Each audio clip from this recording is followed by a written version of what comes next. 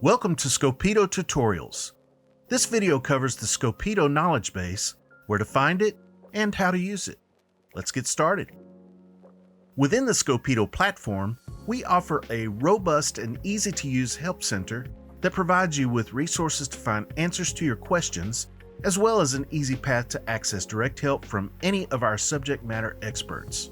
To go to the Help Center, you can either navigate your mouse to the menu on the left of your screen and click on Help Center, or you can simply type in support.scopito.com and you will land on the same page. Here on our Scopito knowledge base, there is a list of common topics that you can click through, or you can click into the search field and enter your specific question.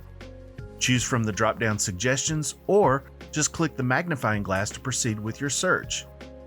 As an example, I'm looking at what kind of map layers are supported in Scopito and find my knowledge resource that way. If you are unable to find the information you are searching for, your next option is to create a ticket to get the help you need by connecting with the most knowledgeable subject matter expert. We will cover how to submit a ticket in the next tutorial. Thanks for taking time to view this tutorial, and we'll see you in the next one.